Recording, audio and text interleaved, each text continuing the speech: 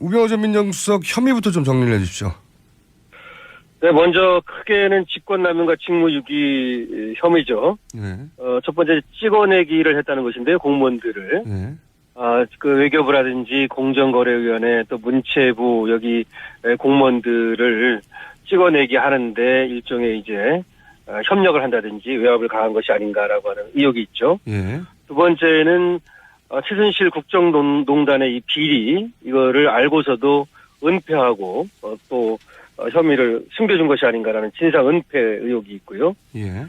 세 번째는 이제 개인 비리 혐의가 있습니다. 뭐 정강의 어떤 횡령 의혹이라든지 이런 이제 개인 비리 혐의가 있고요. 그 다음에 국회에서의 이제 위증을 했다는 혐의도 있고 이렇게 해서 직권남용, 직무유기 그리고 위증 혐의 또 개인 비리 이렇게 이제 크게 보면 나눌 수 있겠죠.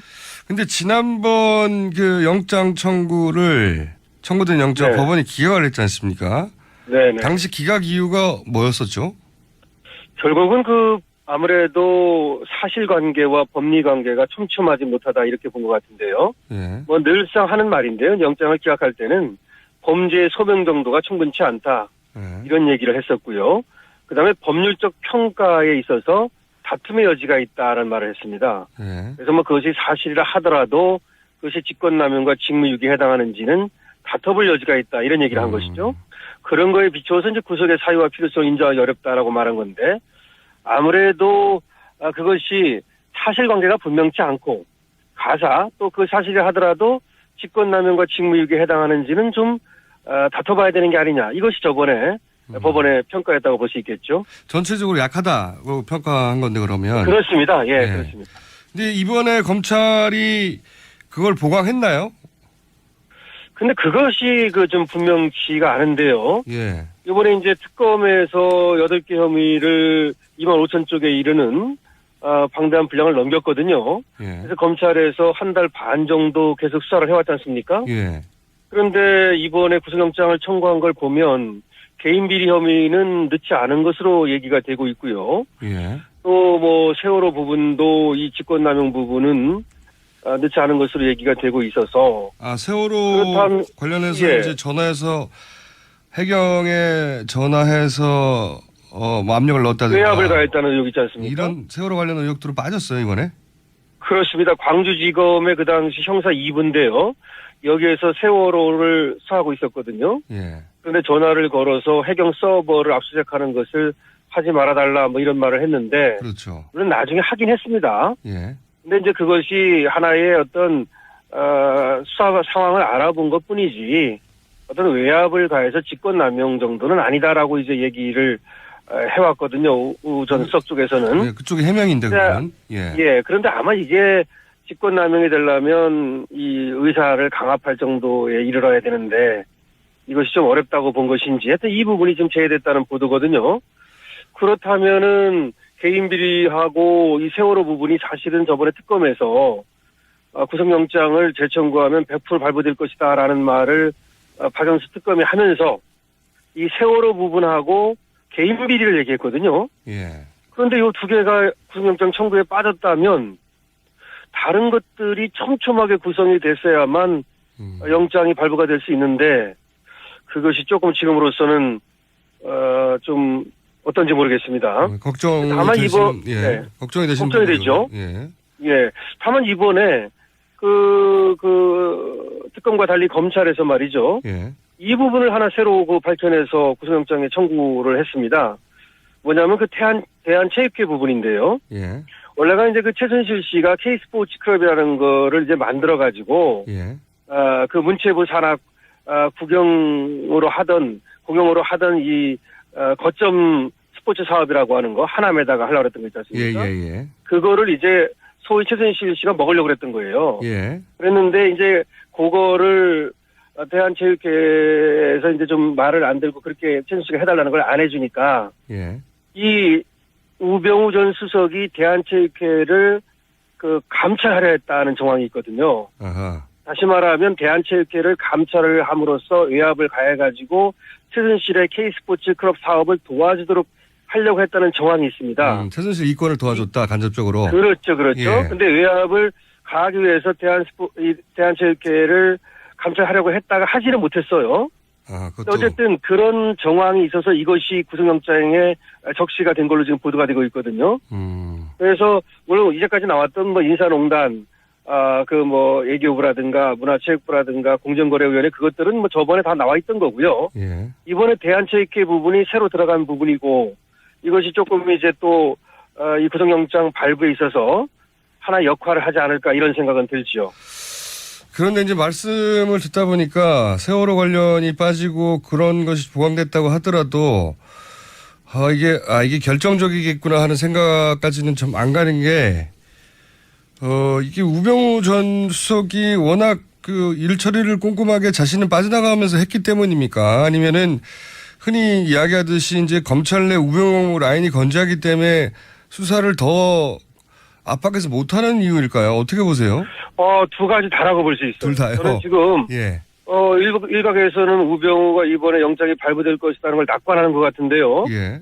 물론 그럴 수도 있습니다만은 그렇지 않을 수도 있습니다. 영장만 보시면은 청구된 영장의 내용만으로는 지난번과 크게 강화됐다고 크게 벌써 달라진 것이 없다라고 그러니까요. 보이는 거죠. 예. 물론 이제 법리 구성을 얼마나 꼼꼼히 했는지 그거는 뭐 제가 영장을 직접 본 것은 아니니까요. 예. 그런데 지금 앵커께서 말씀하신 두 가지 이유로 하나는 저번에 특검에서 얘기했던 것이 세월호 부분하고 개인 비리 부분은 분명히 인정이 된다. 예. 그래서 영장을 재청구하면 100% 확실한다라는 것이 그 두 부분이었는데 그걸 뺐지 않습니까? 오히려 그 두 개가 빠졌다면 예. 왜 빠졌는지는 정확히 알 수 없으나 예. 그럼 특검과 검찰이 지금 생각을 달리했다는 거 아닙니까? 그렇죠. 아니면은 지금 세월호 부분을 특검에서 수사를 했더라면 현직 검사까지 다 불러가지고 자기들 조사를 했더라면 전체를 밝혀낼 수 있을 것이라고 낙관했는데 예. 공이 검찰로 넘어가면서 이걸 제대로 다시 말해서 현직 검찰 법무부라든지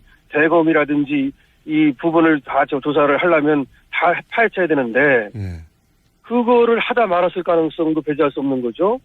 그 특검이 자신했던 세월호 부분은 빼버렸는데 이 세월호 부분을 빼버린 게 혹시 우병우 민정수석만 여기 관여된 게 아니라 검찰 내 어떤 라인도 관여됐기 때문에 부담스러워 뺀 게 아니냐 이런 의혹을 가질 수도 있는 거 아니겠습니까?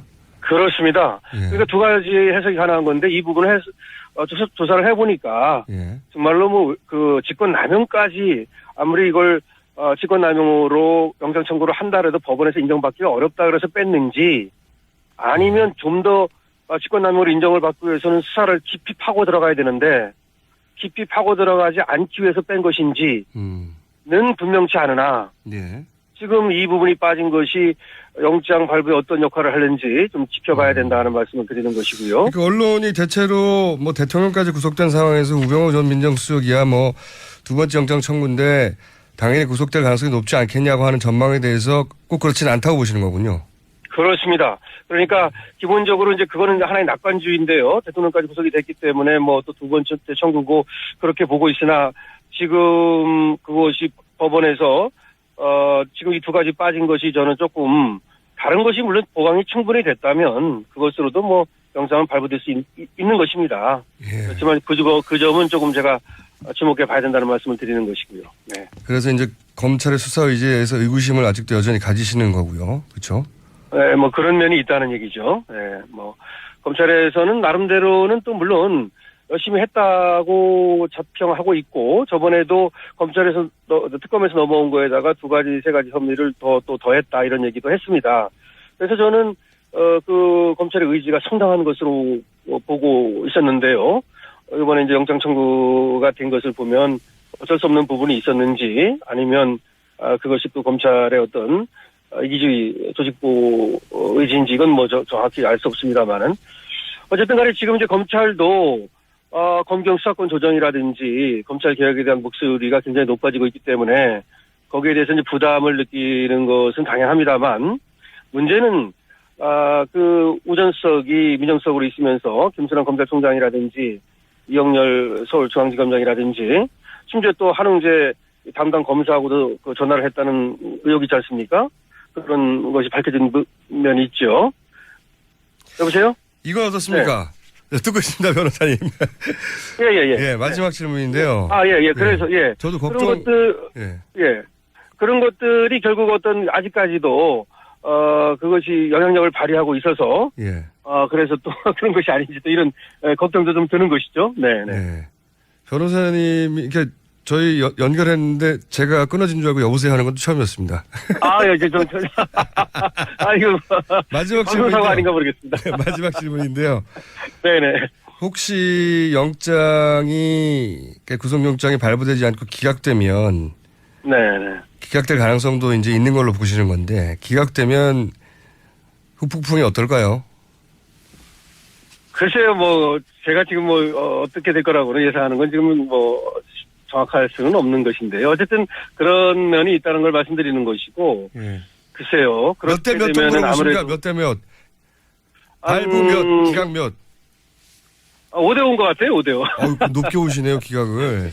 예, 5대5 정도로 보고 있습니다. 자, 그러면요. 어쨌든, 예. 저희가 발부되면 연결 안 하고, 네. 기각되면 한 번 더 연결해가지고, 예, 알겠습니다. 왜 기각되는지 여쭤보겠습니다. 네. 네, 예, 고맙습니다. 네, 오늘 말씀 감사합니다.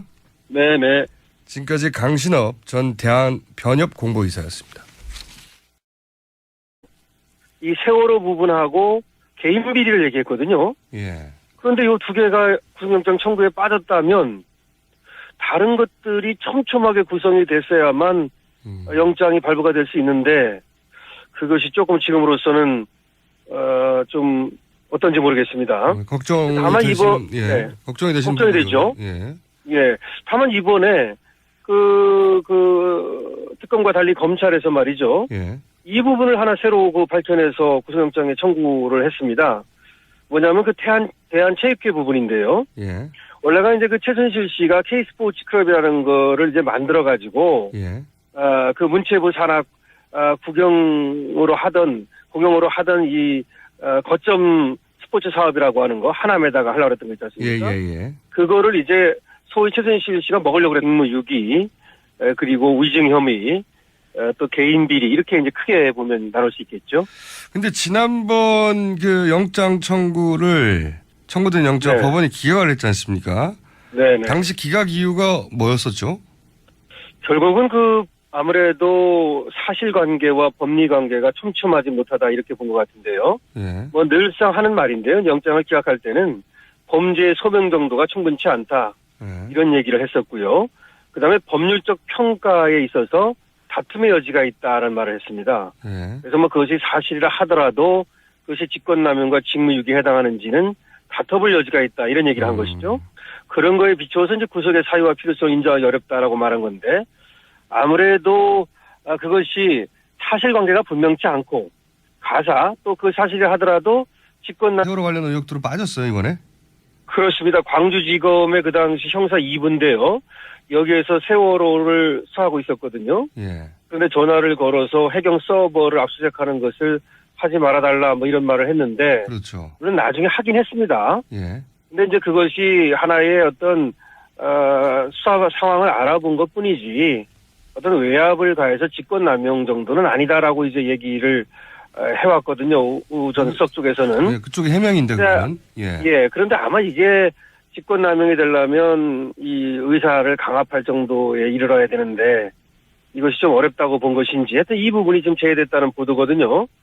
그렇다면은 개인 비리하고 이 세월호 부분이 사실은 저번에 특검에서 구속영장을 재청구하면 100% 발부될 것이다라는 말을 박영수 특검이 하면서 사명과 직무유기에 해당하는지는 좀 다퉈봐야 되는 게 아니냐. 이것이 저번에 법원의 평가였다고 볼 수 있겠죠. 전체적으로 약하다고 평가한 건데 그러면. 그렇습니다. 예. 그렇습니다.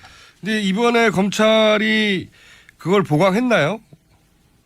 근데 그것이 좀 분명치가 않은데요. 예. 이번에 이제 특검에서 8개 혐의를 2만 5천 쪽에 이르는 방대한 분량을 넘겼거든요. 예. 그래서 검찰에서 한 달 반 정도 계속 수사를 해왔지 않습니까? 예.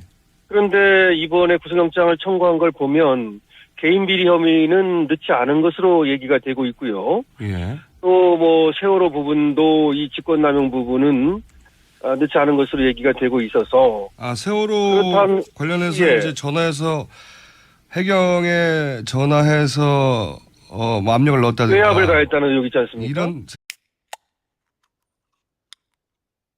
우병우 전 민정수석 혐의부터 좀 정리를 해 주십시오. 네, 먼저 크게는 직권남용과 직무유기 혐의죠. 네.